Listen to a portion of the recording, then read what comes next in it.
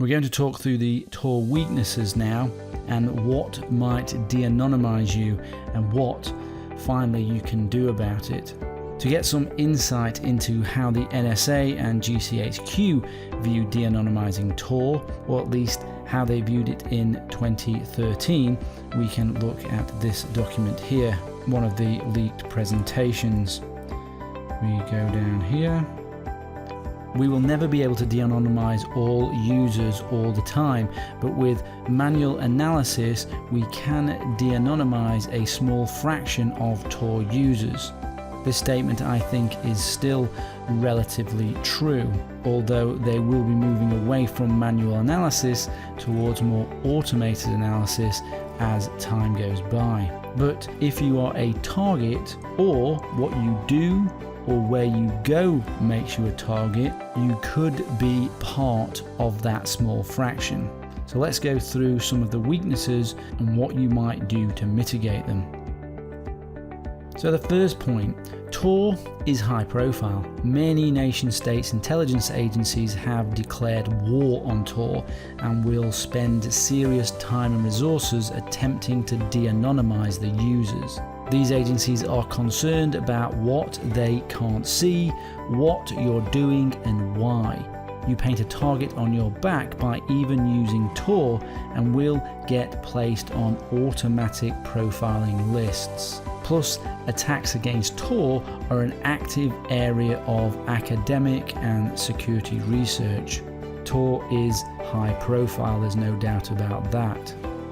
Tor is also complex, and complexity is the nemesis of security and breeds mistakes. The Tor browser is a good attempt to make Tor appear and be much more simple to the average user, but it's easy to get Tor wrong if you start making special configurations in that talk file or various other changes. And to be really safe, when the consequences are high, you do need to make some changes. Two examples of changes you need to make are: one, you need to better isolate the Tor browser, i.e. just installing it in your standard operating system, that's really no good at all. And two, you need better purging of the browser recorded data. The Tor browser does an excellent job of removing that data, but for me, it's not good enough when the stakes are high. So let's cover these two issues now.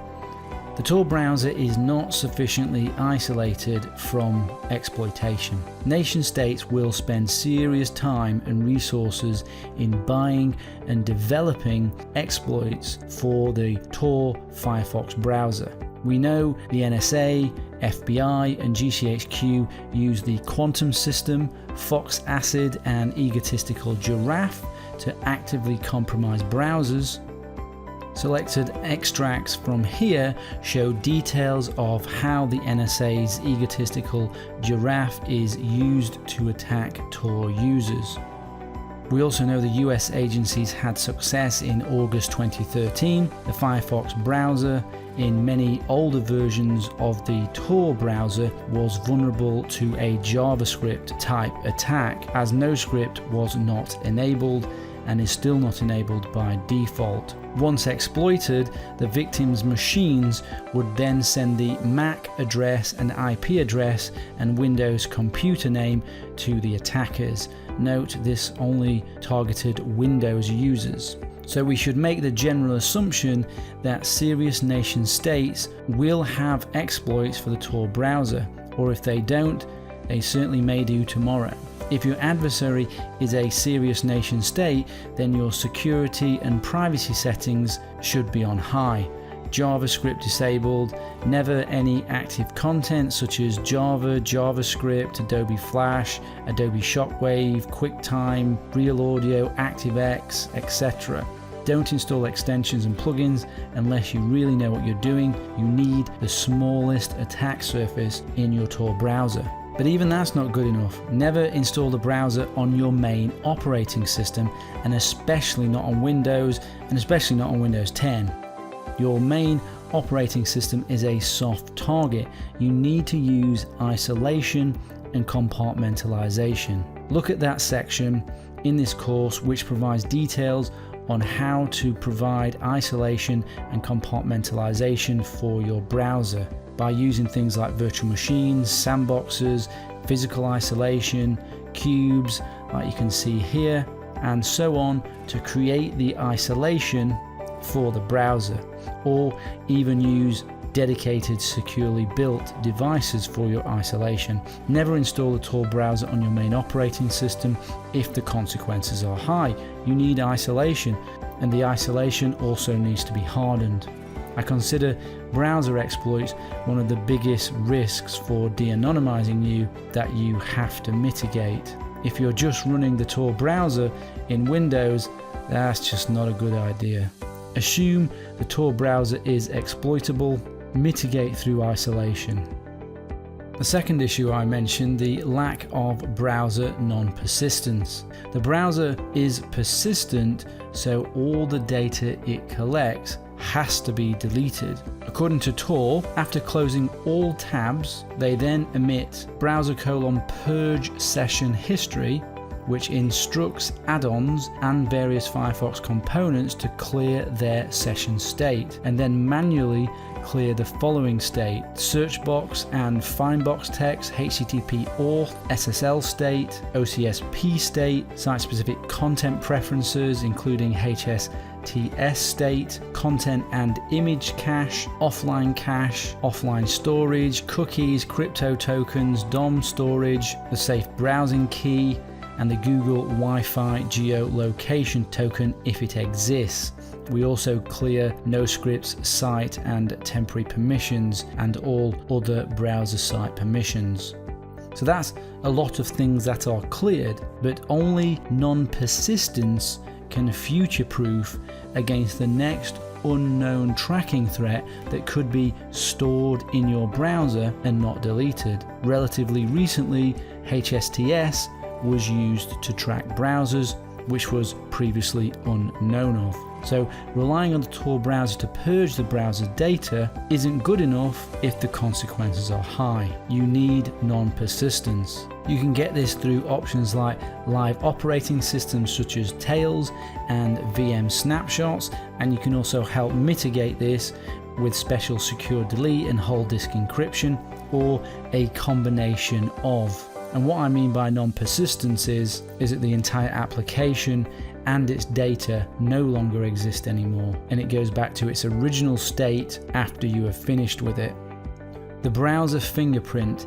It is obvious to an observer you are using the Tor browser because it has a unique fingerprint, which should make you look identical to all the other Tor users unless you do things like maximize your browser. So this is great for anonymity in some ways, but it makes you stand out to anyone who is targeting Tor users. And we know that Tor users are targeted in the examples of the NSA and GCHQ with egotistical giraffe. So by using Tor, this makes you a target, and because they can't distinguish between people who they are actually interested in and who they are not, this makes everyone using Tor a target.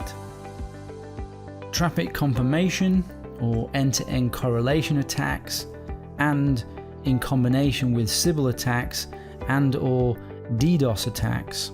So Tor is a low latency anonymizing service. This means the traffic has to get to the destination quickly and come back quickly. You can't wait 5 minutes for a response when you're browsing the web, or you're just going to get bored. You're not going to use Tor.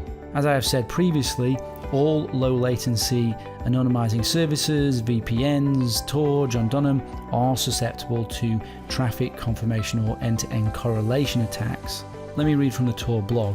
A traffic confirmation attack is possible when the attacker controls or observes the relays on both ends of the Tor circuit and then compares traffic timing, volume, or other characteristics to conclude that the two relays are indeed on the same circuit. If the first relay in the circuit, called the entry guard, knows the IP address of the user, and the last relay in the circuit knows the resource or destination she is accessing, then together they can de-anonymize her. And you can read more about traffic confirmation attacks, including pointers to many research papers, on this blog post here. If we compare Tor to VPNs, which is not really an equal comparison, in some ways traffic confirmation attacks are easier with Tor than with VPNs, and in other ways they are harder with Tor. It is not easy for an adversary to take control of VPN servers, making it harder to correlate traffic, and especially if the VPN is in a country out of the sphere of influence of your adversary. It is part of the design of Tor that anyone can run a Tor relay, making it easier to do correlation attacks on Tor if you act as a number of relays. An example of a Sybil attack is where you are running Tor relays and clients to establish trust, either by passively observing and or potentially injecting traffic. This is known as a Sybil attack. There is human oversight over the Tor network, which could detect traffic alterations, but this will not prevent passive observation in a Sybil attack. It is in fact not part of the Tor design to defend against correlation attacks, although it does in some way do that.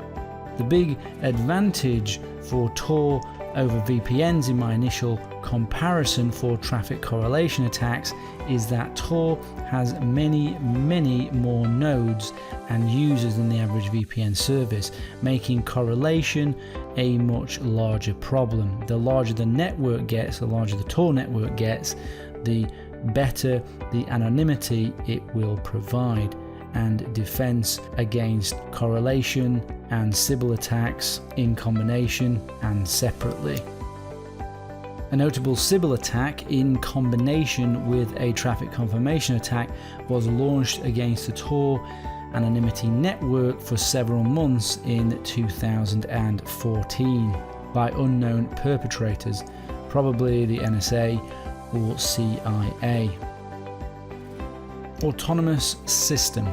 An autonomous system is a collection of connected IP routing prefixes under the control of one or more network operator that presents a common, clearly defined routing policy to the internet. They are uniquely identified as individual networks on the internet, an AS, an autonomous system. A large telco or ISP might administer one of these autonomous systems.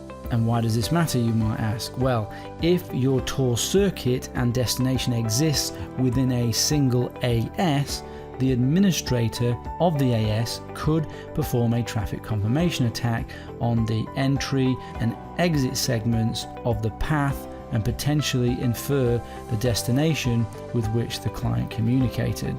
It is my personal opinion that traffic confirmation attacks, especially in combination with a passive or active Sybil attack, i.e. running lots of relays and clients and watching and or changing the traffic, is one of the most likely methods to de-anonymize you and Tor users going forward. They could also DDoS relays, forcing their target onto other relays they own.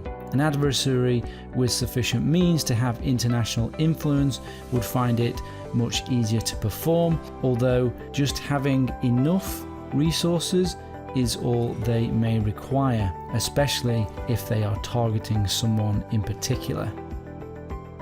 If you're interested more in traffic correlation attack, there's a paper here, Traffic Correlation on Tor by Realistic Adversaries. You might want to give that a read if traffic correlation attacks interest you.